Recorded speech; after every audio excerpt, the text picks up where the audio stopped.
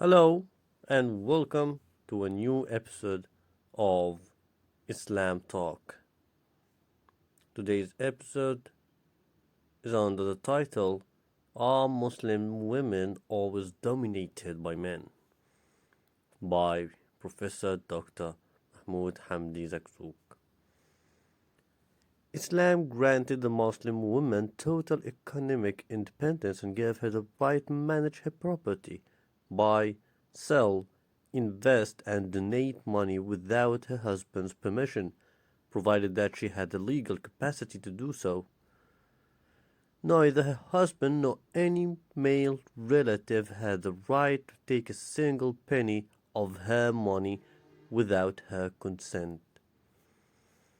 No man, not even a girl's father, can force a girl to marry a man against her will, and her consent to the marriage is essential. A young woman once went to the Prophet to complain that her father wanted to force her to marry her cousin, her father's nephew, whom she detested, and that her father wanted to gain an elevated status for himself by that marriage. The Prophet ﷺ summoned the girl's father and told the girl in her father's presence that she was free to agree to the marriage or to refuse it.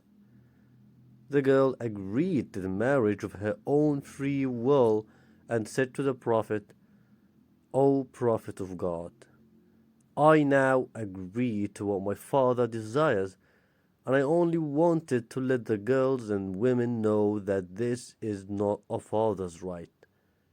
She meant that fathers do not have the right to force their daughters to marry against their will.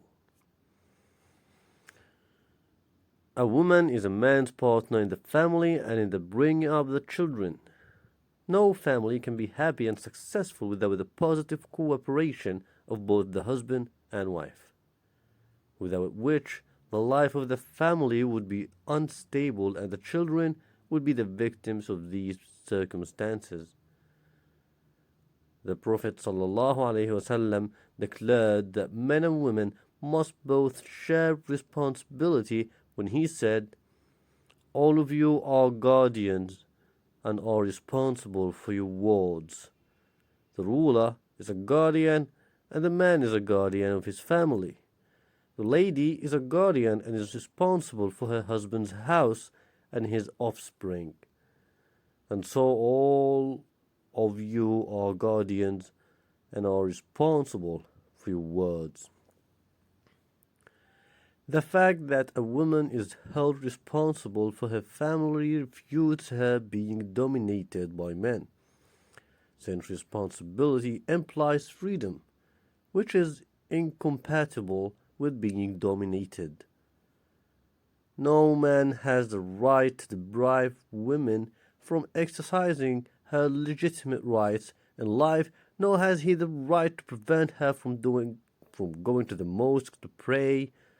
The Prophet said, "Do not prevent the maidservants of God from going to the mosques of God."